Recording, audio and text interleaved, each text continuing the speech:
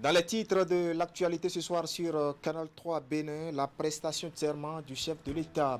Patrice Talon a fait l'exercice ce dimanche matin suivant les règles établies par la Constitution béninoise, ce qui lui ouvre les portes de son deuxième quinquennat à la tête du Bénin. Dans cette édition, nous vous rendrons compte de cet événement.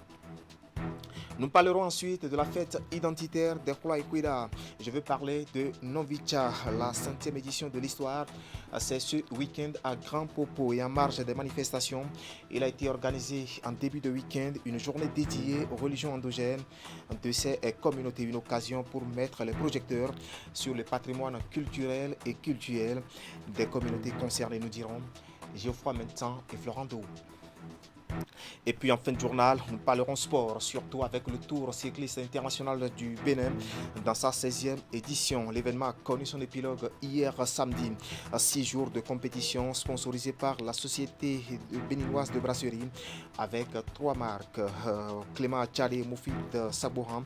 Nous ferons le compte rendu du bouquet et final. Voilà pour le sommaire. Bien bonsoir et bienvenue à notre grande édition du soir de ce dimanche 23 mai 2021. Cette date, vous le savez, elle est retenue pour la prestation de serment du chef de l'État. Et Patrice Talon a fait l'exercice ce dimanche matin à Porto Novo, suivant bien sûr les règles établies par la Constitution béninoise. Du coup, les portes lui sont ouvertes pour son deuxième quinquennat à la tête du pays. Voici le compte rendu de l'événement avec Emma Houdon. Patrice Talon, à nouveau président de la République du Bénin. L'homme qui est sorti largement victorieux de l'élection présidentielle du 11 avril 2021 a prêté serment ce dimanche 23 mai 2021 à Porto Novo. Serment reçu par les 7 sages de la Cour constitutionnelle. Devant Dieu, les mânes des ancêtres, la nation est devant le peuple, seul détenteur de la souveraineté, nous, Patrice Athanas Guillaume Talon, président de la République, élu au loi de la République, jurons solennellement de respecter et de défendre la Constitution que le peuple béninois s'est librement donnée, de remplir loyalement les hautes fonctions que la nation nous a confiées, de ne nous laisser guider que par l'intérêt général et le respect des droits de la personne humaine, de consacrer toute notre force à la recherche et la promotion du bien commun, de la paix et de l'unité nationale, de préserver l'intégrité du territoire national, de nous conduire partout en fidèles et loyaux serviteurs du peuple, en cas de parjure, que nous subissions les rigueurs de la loi. Fermez le banc.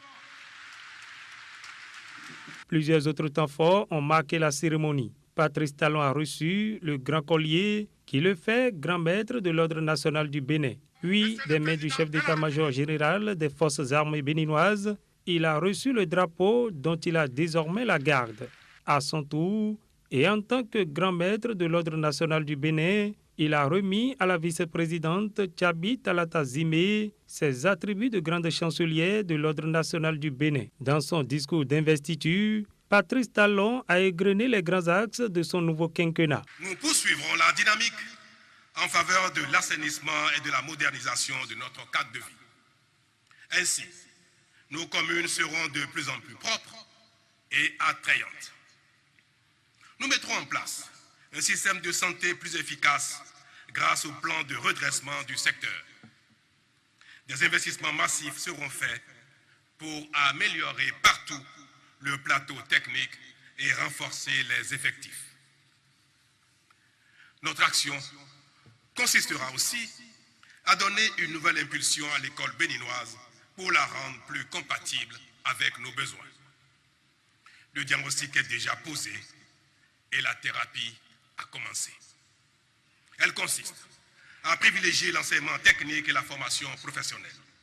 À cet effet, il sera construit une centaine de lycées techniques et d'écoles de métiers de référence, dont plus de la moitié d'ici à la fin de l'année 2023. Notre autre devise ne devrait-elle pas désormais liberté, démocratie et bonne gouvernance?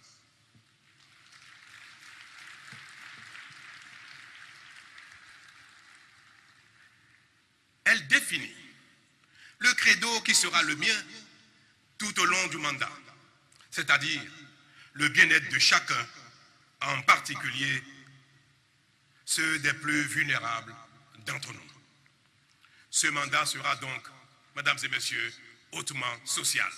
Le Bénin a un destin de grand pays et Patrice Talon, au cours des 5 prochaines années, avec le concours de ses concitoyens, veut davantage le révéler au monde. Je veux vous rassurer que je serai le président de toutes les Béninoises et de tous les Béninois. Les élections, ainsi que les incompréhensions ou les querelles qu'elles génèrent, c'est désormais du passé. En ce qui me concerne personnellement, c'est qu'il soit établi, à la fin du mandat, que j'ai donné le meilleur de moi-même pour notre satisfaction commune et que, véritablement, je mérite d'être appelé à bon nom.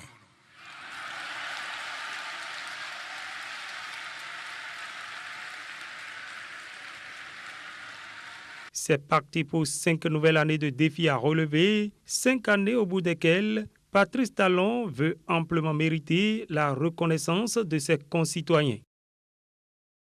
Voilà, on était à Porto Novo pour la cérémonie de prestation de serment du chef de l'État. Et juste après la cérémonie, une autre équipe de reportage s'est rapprochée de quelques personnalités présentes sur les lieux. Suivez ici quelques-unes d'entre elles. Bien, avant de passer au discours, je voudrais d'abord saluer le protocole d'État pour la sobriété de la cérémonie qui a tenu en moins d'une heure. C'est une performance qui mérite d'être relevée. On peut donc faire bien les choses en économisant le temps. Et vraiment, ça a été très bon à cet égard. En ce qui concerne le discours du chef de l'État, c'est un véritable discours programme. Et il a su toucher du doigt le vrai problème béninois aujourd'hui, la politique sociale. Et il s'est engagé, n'est-ce pas, à ce que ce quinquennat soit le quinquennat de la politique sociale. Tout le monde a retenu cela, tout le monde a applaudi et par conséquent, tous nos efforts consisteront à l'aider à réussir cette politique sociale. Et à travers cette cérémonie, c'est une étape importante que nous venons de franchir et donc le processus démocratique continue de se renforcer. Et vous avez parlé du discours, c'est un grand discours qui indique un certain nombre de repères et d'orientation pour le futur. Je note qu'après avoir réglé des problèmes d'ordre général pour l'ensemble du peuple, régler le problème de cadre de vie, régler le problème des finances publiques, le chef de l'État est décidé maintenant à tout faire pour que chaque Béninois et chaque Béninois soit heureux. Il a insisté sur le développement social. Je pense que c'est important, après 5 ans d'efforts pour améliorer le contexte général, pour favoriser le développement de l'ensemble du pays. Il est temps effectivement qu'il puisse s'occuper de chaque Béninois et de chaque Béninoise. Je crois que c'est une cérémonie très belle en couleur, une cérémonie qui démontre la grandeur de notre nation. J'ai été surpris et merveilleux du niveau que nous avions atteint en très peu de temps. Et j'ai vu un président très sobre, mais qui a une idée claire de là où il veut conduire notre nation. Vous avez lu, pendant 5 ans, il a mis le peuple au travail. Et il a retrouvé une certaine fierté de voir ce que nous sommes capables de faire ensemble. Ça veut dire que nous sommes un peuple travailleur. Vous avez vu les points sur lesquels il insiste maintenant pour les 5 prochaines années. Liberté, démocratie et bonne gouvernance. Bonne gouvernance dans tout ce que nous faisons. Ça veut dire que si nous nous mettons encore beaucoup plus au sérieux, nous sommes capables d'aller loin. Et le président a mis l'accent sur le social. Et je crois que ça, c'est important à souligner. Et puis, il y a son appel à ce que nous puissions nous donner la main. Il n'y a pas, aujourd'hui, c'est un discours rassembleur. Vous avez vu un discours rassembleur. Le président a dit qu'il faut que nous donnons la main pour qu'ensemble, nous puissions bâtir ensemble cette nation. Donc les élections sont derrière nous, les divergences électoralistes et autres qui sont d'ordre normal des choses parce qu'il s'agissait de la compétition. Mais une fois la compétition terminée, il faut que nous puissions tous aller ensemble dans la même direction. Et nous pouvons aujourd'hui croire que le président de la République s'engage à nouveau auprès de son peuple et surtout auprès du peuple qui a plus de difficultés. Il nous a rassuré que ce mandat sera consacré exclusivement, pas exclusivement, mais en bonne partie au social, c'est-à-dire penser au quotidien des Béninois et des Béninoises. Certainement que les autres réalisations en cours, les autres chantiers seront poursuivis et nous aurons de nouveaux chantiers surtout qui impactent directement chaque Béninois et chaque Béninoise. C'est une fierté pour nous de voir ce mandat renouvelé, de nous mettre tous ensemble puisque c'est son dernier appel. Il est désormais le président de tous les Béninois et de toutes les Béninoises. Les élections sont terminées. Voilà, c'était quelques-unes des personnalités rencontrées justement par notre équipe de reportage à l'issue de cette cérémonie de prestation de serment du chef de l'État. D'une prestation de serment à une autre, les membres du Conseil de régulation des marchés publics ont aussi prêté serment en début de week-end une prescription du décret portant attribution, organisation et fonctionnement de l'autorité de régulation des marchés publics au Bénin. Et devant la Cour, les 6 membres se sont engagés à accomplir la mission en toute transparence, impartialité et surtout dans les tests qui organisent les marchés publics au Bénin. Retour ici sur les temps forts de cet événement avec Herman Aniaboussou et Elvis Tounoukwa. Je jure de remplir fidèlement ma fonction de conseiller au sein du Conseil de régulation de l'autorité de régulation des marchés publics avec honnêteté. Une cérémonie sobre mais solennelle qui constate l'entrée officielle en fonction des 6 membres du Conseil de régulation des marchés publics au Bénin. Monsieur Séraphin Agbangbata. Je le jure. Monsieur Togbono Urich Gilbert. Madame Francine Aïssi Wayne. Si leur nomination remonte au Conseil des ministres du mercredi 12 mai 2021, la présente cérémonie de prestation de serment puise sa source du décret portant attribution, organisation et fonctionnement de l'autorité de régulation des marchés publics au Bénin. Prêtez serment parce que vous avez l'obligation du secret des délibérations de votre conseil de régulation. Vous êtes donc tenu au secret professionnel pour les informations, les faits, les actes et renseignements dont vous avez connaissance dans l'exercice ou à l'occasion de l'exercice de vos fonctions. Avant la réception de leur serment, le premier président de la Cour d'appel de Cotonou a reçu les mots d'encouragement des autres professionnels judiciaires. Cette autorité est donc importante et de par sa composition, nous sommes rassurés d'avance que les récipiendaires sauront respecter leur serment. Et les réquisitions du procureur général près la Cour d'appel. Si l'histoire du Bénin a été émaillée par des dossiers qualifiés éléphants blancs, le procureur général en appelle à une veille constante de la nouvelle équipe en vue de maintenir l'heureuse dynamique en cours. De la qualité de la surveillance de la commande publique dépend la qualité des infrastructures socio-communautaires qui seront réalisées et mises à la disposition de la population. Telle une sentinelle ou perchée sur son mirador, vous devrez donc rigoureusement assurer la surveillance du secteur de la commande publique dans l'intérêt supérieur du peuple béninois. Une fois le serment reçu ce vendredi par la Cour d'appel de Cotonou, l'équipe présidée par Séraphin Agbangbata se dit bien consciente des défis à relever. Lorsque nous faisons les règlements, nous assurons aussi que le travail est bien fait.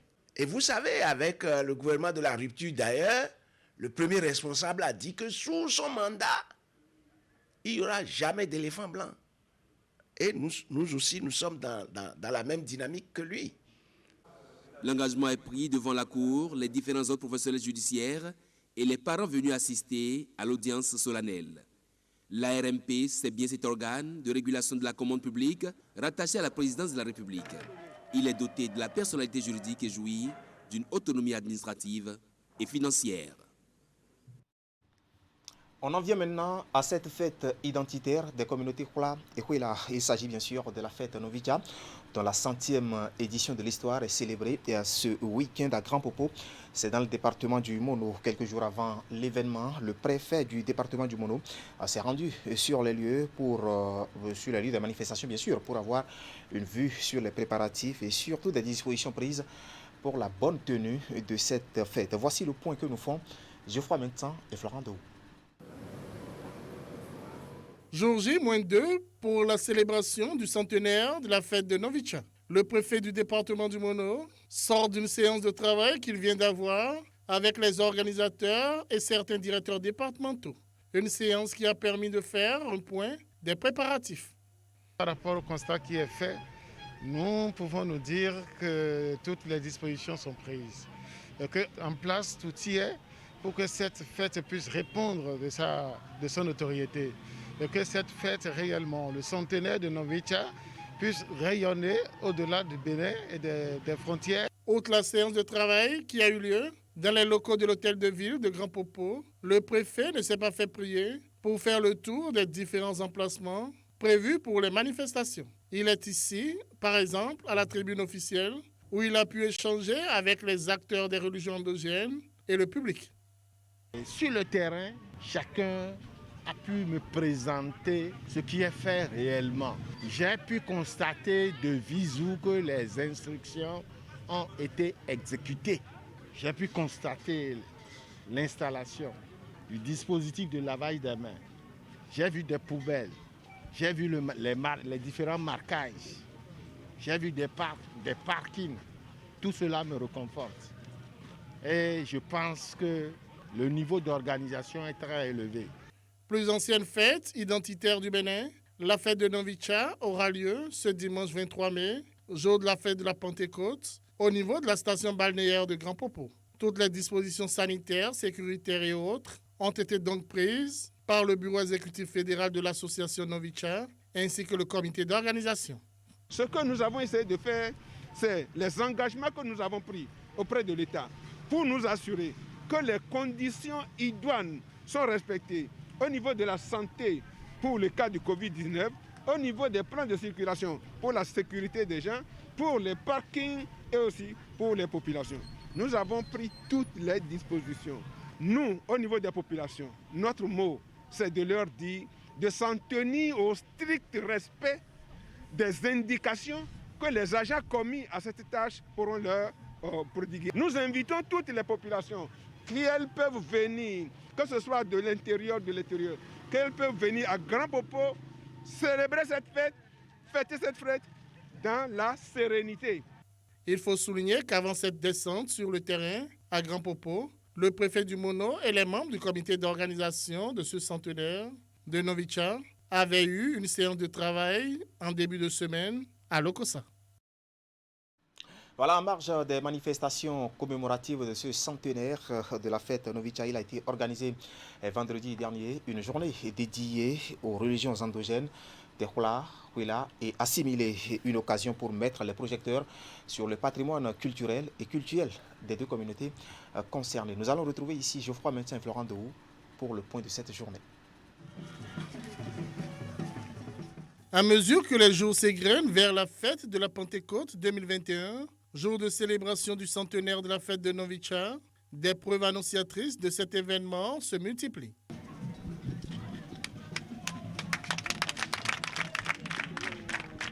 Cette flamme qui s'illumine désormais depuis la matinée de ce vendredi 21 mai au mémorial de la place Novicha à Grand Popo en est une nouvelle preuve. La première chose que nous pouvons dire à tous nos frères, quels qu'ils soient, c'est que la fête aura lieu. Mais chacun doit respecter les mesures anti-Covid pour qu'on puisse se voir, célébrer la fraternité. L'instant allumage de la flamme de Novicha a été précédé du dépôt de gerbes sur le mémorial par les membres du bureau exécutif fédéral de l'association Novicha. Des membres conduits par le président de l'association qui ont ensuite donné le coup d'envoi des manifestations de cette journée consacrée aux religions endogènes. Nous ne devons pas oublier d'où nous venons. même si nous avons du mal à savoir là où nous allons. Nous devons reconnaître que nous vivons dans un certain milieu et que ce milieu a des règles, a des lois, a des manières de manifester l'existence de Dieu, a des manières de manifester l'existence de l'homme. Et nous avons des cultes et nous devons respecter ces cultes. Et c'est ça la signification de la journée endogène. L'assistance a eu droit à une procession des dignitaires, chefs de culte et autres adeptes des religions endogènes propres au Hula, Huida et assimilés. Place ensuite sur le podium installé en bordure de l'océan Atlantique à des exhibitions des rythmes et danses dénommés Azandro.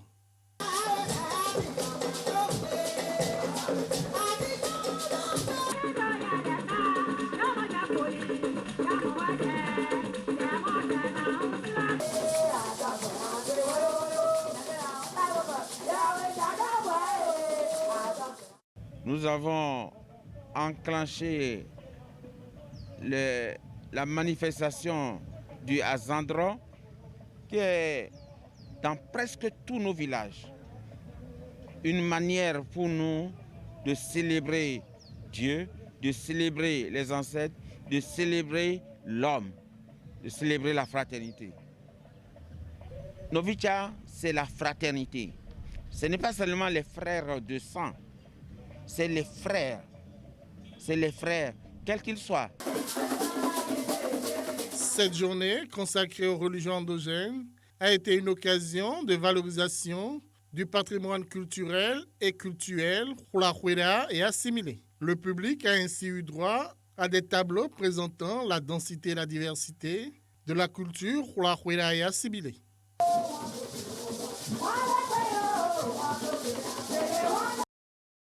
Voilà, la fête, elle se poursuit à Grand Popo. Sur tout un autre plan, sinon nous allons rester avec nos reporters Geoffroy Mentan et Florent Dou qui vont nous parler maintenant de la tournée des responsables du projet d'appui aux communes et communautés pour l'expansion des services sociaux dans les départements du Mono et du Koufou. Ils sont allés s'entretenir avec les collectivités locales des communes bénéficiaires du dit projet. Ils en ont profité pour visiter les réalisations réalisées et sinon les infrastructures réalisées et en cours de réalisation. Regardez.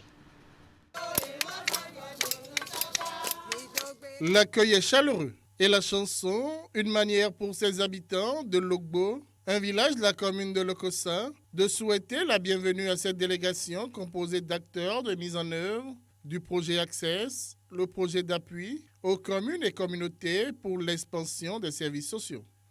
Dans ce village, nous avions des ménages qui, sans tendre la main, ne pouvaient pas s'offrir un seul repas par jour.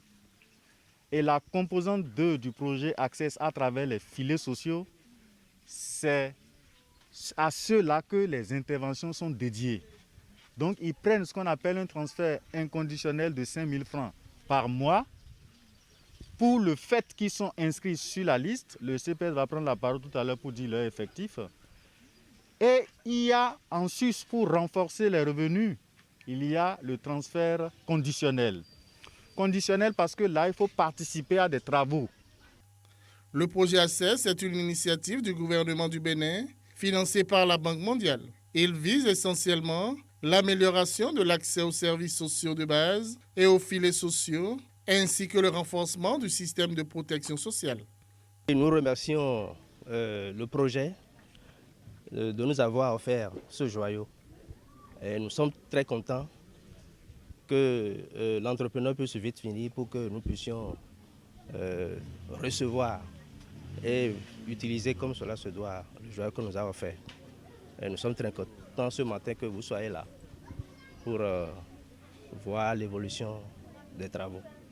La délégation, pour le compte de sa tournée, dans les départements du Mono et du Koufou, s'est ensuite rendue à Mendeunta, toujours dans la commune de Lokossa, puis à Klossou, dans la commune de Koulekama. Ici, la communauté a bénéficié de la construction d'un complexe de cantines scolaires.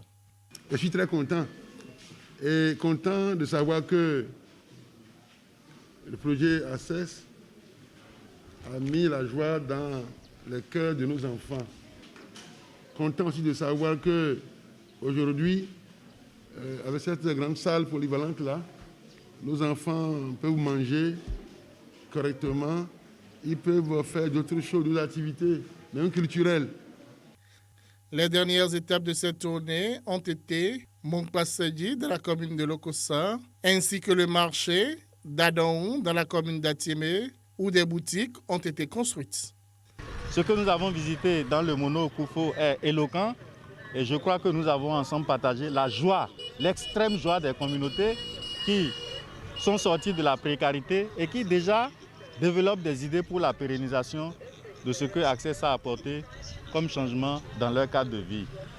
Avant chaque descente sur le terrain dans les communes, une séance de travail est organisée dans l'enceinte des hôtels de ville afin de faire le point des 2 années de mise en œuvre du projet Access.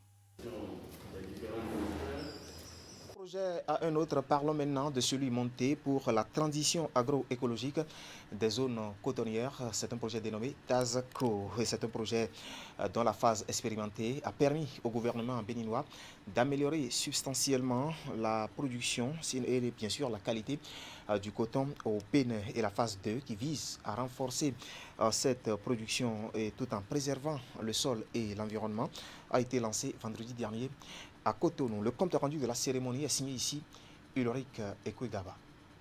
Sans langue de bois, le ministre de l'Agriculture exhorte ses collaborateurs à redoubler d'efforts pour porter le Bénin au-delà des espérances. Les prouesses réalisées par le Bénin ces dernières années, et qui l'ont d'ailleurs propulsé au rang de premier producteur de coton en Afrique, réconfortent le gouvernement du président Patrice Talon et suscitent de fortes ambitions de faire du Bénin une école en la matière.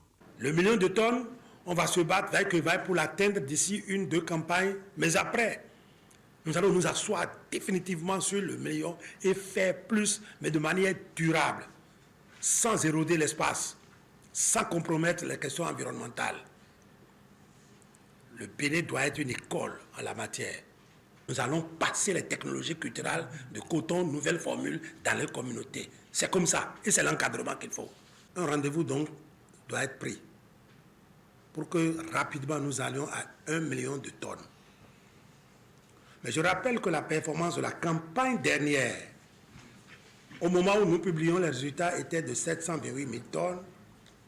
Elle a fini par se stabiliser à 731 000 tonnes. Cette détermination du gouvernement se focalise sur les expériences acquises durant la phase expérimentale du projet pour la transition agroécologique des zones cotonnières TAZCO, qui s'est déroulée dans une dizaine de zones de production. Pour le lancement de la deuxième phase de ce projet financé par l'Agence française de développement, le ministre rappelle les défis du gouvernement en lien avec la protection de l'environnement. L'objectif de cette année, cette campagne qui commence, c'est d'avoir en moyenne 1 tonne 300 à l'échelle nationale. Les sachants doivent aller à 1 tonne 600, 1 tonne 700. Les gros producteurs, 2 tonnes, 2 tonnes 5. Mais nous ne pouvons pas atteindre cela avec des pratiques ordinaires et archaïques. Il est de notoriété publique que si vous avez un retard d'1 semaine par rapport à la date de semis, vous perdez jusqu'à 150 kg par hectare. Pour y remédier, il faut avoir de nouvelles approches de semis. C'est ça que TAZCO 2 va promouvoir à travers la mécanisation, à travers le semis, la préparation du sol par le cotrier. Le ministre exhorte donc ses agents à être des hommes d'action et de terrain afin d'aider les acteurs directs à améliorer la production cotonnière au Bénin tout en préservant l'environnement. Car International Bénin-Togo et la Société de développement du coton Sodeco offrent du confort aux apprenants de l'école primaire publique de Dansiro. Là, nous sommes dans la commune de Djougou et ces deux partenaires ont réflexionné au module de 3 salles de classe, plus bureaux et magasins, tout en les équipant en mobilier, s'il vous plaît. L'infrastructure a été inaugurée cette semaine. Le point avec Alassane Arona et Abdou Raouf Yahaya. Il y a quelques mois, ces apprenants de l'école primaire publique de Dansiro, dans la commune de Djougou, suivaient les cours dans des conditions précaires exposés aux intempéries de tout genre. Prenant la mesure de la situation, Care International Bénin Togo, en collaboration avec la Société de développement du coton Sodeco, a décidé de réfectionner ce module de 3 classes entièrement équipé de tables-bancs plus bureaux et magasins. Mais avant la réfection de cette infrastructure, le partenaire financier s'est inscrit dans une démarche participative en laissant le soin aux parents d'élèves de choisir librement l'école devant bénéficier de cet appui. Care, avant de réaliser cette réflexion, a laissé le choix aux acteurs de l'école, c'est-à-dire les parents d'élèves et les directeurs des écoles de l'arrondissement, de faire le choix de l'école devant bénéficier de cet appui. Vous comprenez alors que c'est de façon participative que le choix a été porté sur le corps de Demsirou. Je profite pour inviter les acteurs de cette école à en faire un bon usage. La réfection de cette infrastructure scolaire est financée par Cargill. Elle s'inscrit dans le cadre du projet Soutenir les femmes et les enfants des communautés cotonnières. La matérialisation de ce projet de réflexion me donne un motif de pleine satisfaction.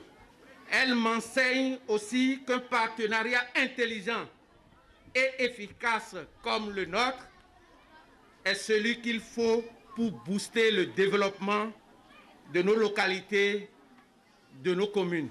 D'un montant d'un peu plus de 14 millions de francs CFA, l'infrastructure rénovée permettra aux apprenants et encadreurs de mener leurs activités pédagogiques dans de meilleures conditions. Nous remercions très sincèrement le NGE Care et tous les partenaires qui n'ont aménagé aucun effort pour la réhabilitation de ce joli bâtiment.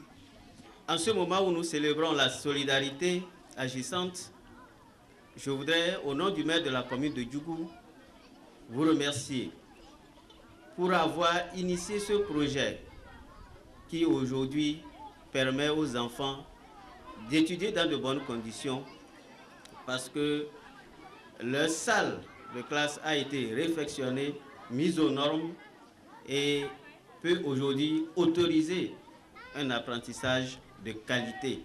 Dans sa démarche de toujours créer un environnement propice à l'épanouissement de l'enfant et à l'autonomisation des femmes des zones cotonnières, Care International Bénin Togo et son partenaire Sodeco ne comptent pas se limiter à cette seule réalisation. Ils prennent l'engagement d'étendre leurs actions à d'autres communautés de la zone d'intervention du projet.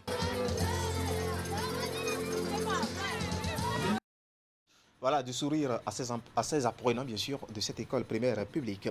Ouvrons maintenant une page consacrée au sport. D'abord, le Tour cycliste international du Bénin, dans sa 16e édition, a connu son épilogue hier samedi. Après 6 jours de compétition, le Burkinabé Paul Daumont est arrivé en tête, suivi de l'Ivoirien Abou Sanogo et du Béninois Idrissou Bachiki, classé 3e. Et pour cette dernière étape, 101 km ont été parcourus. L'événement a été sponsorisé par la société béninoise de brasserie avec 3 marques. Le point du bouquet final est signé ici Clément Achadé.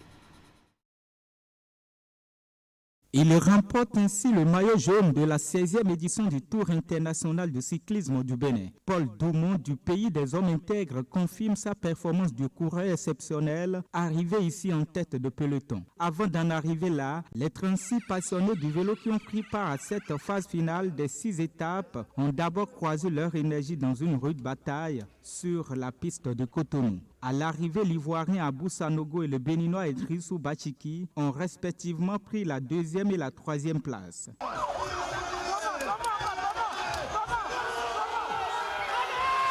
Ah oui, bien évidemment, c'est toujours émotionnel de remporter un maillot jaune.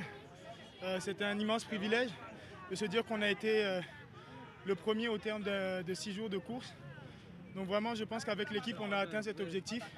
On est tous très heureux parce que cette victoire n'est pas personnelle, mais elle est collective. Il y a tout le peuple burkinabé qui est derrière nous. Il y a toute mon équipe, tout l'encadrement technique. Donc vraiment, c'est une très belle victoire collective. J'avais déjà remporté le Tour de Côte d'Ivoire en 2019. et deuxième du Tour du Togo 2019. Cette fois-ci, on cherche des rouleurs costauds pour pouvoir faire un train pour l'arrivée sur tout. C'est ce qui nous manque, ça. Sinon, on a presque tout. Il faut préparer déjà l'année prochaine. Bon, cette fois-ci, on va essayer de travailler c'est-à-dire en équipe pour éviter de chercher à travailler seul parce que je vois qu'on manque d'entraînement collectif. Au total, les coureurs ont parcouru ce samedi 101 km à travers 29 tours. Avec la réussite de cette 16e édition du Tour cycliste du Bénin, les responsables de la discipline ont adressé leurs remerciements aux partenaires dont la Sobebra et les autres qui ont accompagné ce grand rendez-vous sportif. Le président de la Fédération béninoise du cyclisme, satisfait des progrès, pense déjà aux prochaines éditions. Oui, satisfait à 80%. Les 20 autres pourcents, c'est par rapport à quoi, monsieur le président? Et c'est pour l'amélioration dans la prochaine étape du Tour du Bénin. C'est-à-dire que nous allons essayer de mettre là-bas à 90% ou à 100% la prochaine fois. Est-ce que vos partenaires, que sont les sponsors, ont été satisfaits? Ah oui, parce qu'ils en ont eu pour leur grade, comme on dit. C'est-à-dire qu'ils ont été bien servis sur Canal et sur TV5. Ils en sont contents. Et déjà, ils s'alignent pour l'année prochaine. Pour ce 16e Tour du Bénin, la Sobebra s'est positionnée comme partenaire privilégié de l'événement avec ses marques Castel Bière, la boisson énergisante Incicel Énergie et l'eau minérale Aquabelle. Grâce à la marque Castel Bière, par exemple, la Sobebra a contribué au rayonnement du cyclisme dans la sous-région. La Sobebra a enfin remercié les Béninois et les autres pays pour leur fidélité renouvelée. Compris, et la Sobebra reste fidèle au chevet du vélo au Béninois. Après la remise des trophées aux 3 premiers, le ministre des Sports a salué les progrès enregistrés dans l'organisation cette année et Osvaldo Meki en a ensuite promis l'amélioration continue de la compétition pour les années à venir. Écoutez ici les déclarations du patron des sports. C'est des impressions de fierté et de satisfaction. Satisfaction pour toutes les améliorations qu'on a constatées dans l'organisation du Tour cette année. Satisfaction pour la qualité de l'encadrement que le comité d'organisation a réussi à mettre en place avec le concours des différents intervenants. Et surtout fierté de voir que dans notre pays, le Bénin, désormais, on peut organiser des tours de bonne facture en sachant bien évidemment que les années à venir, nous souhaitons avoir encore plus d'équipes, avoir encore plus d'engouement autour de ce tour. Et donc, je veux dire merci à tout le monde, féliciter vraiment la Fédération béninoise de cyclisme et tous les sponsors qui ont accompagné le projet, remercier la presse. Vous voyez que cette année, on a fait encore un pas en avant. Les médias internationaux sont venus et tout ça participe à la valorisation de notre pays. Vous savez, le cyclisme est l'une des disciplines par lesquelles on communique mieux. C'est une discipline qui va au contact des gens. On a vu aujourd'hui, pour l'arrivée, combien de personnes sont sorties de leur maison, se sont alignées au bord des voies. Et pour ceux qui connaissent bien la communication, c'est quelque chose d'important dans toutes les stratégies de promotion des marques et des produits, comme le souhaitent les entreprises. Et donc, sur cette base, je veux vraiment une fois encore remercier les entreprises qui ont cru depuis plusieurs années, qui sont là, et demander à celles qui hésitent encore de venir sur ce projet qui est un projet important, qui est à la fois sportif, économique et social. Le sentiment que j'ai et qui est valable pour tous les secteurs que le gouvernement a attaqué depuis 5 ans avec le président Talon, c'est de voir qu'on part de loin, parfois de rien, et qu'on arrive à des niveaux encourageants. Il y a encore 5 ans, je ne suis pas sûr qu'un Béninois pouvait compétir de cette façon-là jusqu'à se retrouver sur le podium. Et c'est en cela qu'une fois encore, je veux dire que le génie béninois dont parle le président Talon, c'est aussi ça. Cette flamme que nous avons en nous, cette énergie que nous avons en nous, cette capacité à faire les choses tant que nous y mettons du sérieux et cette capacité qui a dormi pendant longtemps dans nos âmes, que nous n'avons pas révélée parce que nous ne nous sommes pas bien organisés. Dans tous les domaines, on le voit aujourd'hui, les mêmes Béninois, avec un peu de sérieux, ont commencé à faire des choses qui impressionnent. Osvaldo Meki, ministre des Sports. Sport toujours et place à la Fédération béninoise de taekwondo qui a renoué, il faut le dire, avec l'organisation des activités sportives. Après, bien sûr, une trêve imposée par la pandémie du coronavirus. La saison sportive 2021-2022, elle, a été lancée hier samedi à Cotonou. Les détails dans ce reportage de Teddy Goudalo présenté ici par Clément Achari. Voilà. À la Fédération béninoise de taekwondo, les activités sportives au titre de l'année 2021-2022 reprennent de plus belle. En témoigne cette séance d'entraînement inaugurale qui permet aux pratiquants de confronter leur savoir-faire dans cette discipline. Le temps mort observé est dû à la pandémie de Covid-19 qui bouleverse depuis quelque temps les habitudes. Nous sommes très heureux de renouer avec la cérémonie officielle que nous avions déjà pris l'habitude de faire et qui marque évidemment la reprise des activités.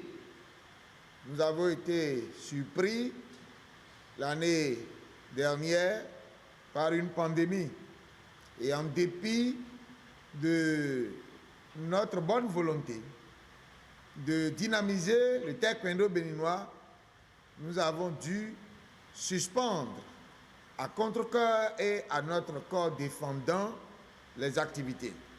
La suspension des activités aura donc duré une année entière pour éviter les éventuelles contaminations liées au coronavirus. Une pause qui a permis aux responsables de la Fédération béninoise de taekwondo de repartir sur de nouvelles bases afin de dynamiser la discipline au service du développement de la nation. D'où cette séance de communication axée sur le changement de la mentalité qui doit caractériser les acteurs. Nous n'avons aucun doute des perspectives heureuses que nous aurons à sceller en termes de partenariat avec leurs prestigieuses structures. Encore une fois, bienvenue ici chez vous. C'est le moment pour Victorien Kouglenou d'appeler tous les membres de la fédération à une veille rigoureuse et au respect sans faille des gestes barrières contre la Covid-19. Ceci ne doit pas être une source de relâchement au travail bien fait, a-t-il martelé à ses collaborateurs. La tempête, je l'ai dit, elle est toujours là. Mais pour autant, est-ce que c'est parce qu'il y a la tempête que les navires ne vont pas continuer à desservir les différents ports? Vous le connaissez, vous connaissez la réponse. Eh bien non, on doit pouvoir s'adapter à la tempête afin de toujours continuer à naviguer. C'est le sens de la reprise des activités ordonnée par le gouvernement du président Patrice Talon et ceci en respect davantage de gestes barrières. Voilà, c'était Victorien Kouglenou, président de la Fédération béninoise de taekwondo. Ainsi va l'actualité ce soir sur Canal 3 Bénin. Toute l'équipe technique et celle de la rédaction qui m'accompagne vous remercie de nous avoir suivis. Ne zappez surtout pas juste après le générique de fin de ce journal. Je vous retrouve pour la revue de presse hebdomadaire. À très vite donc.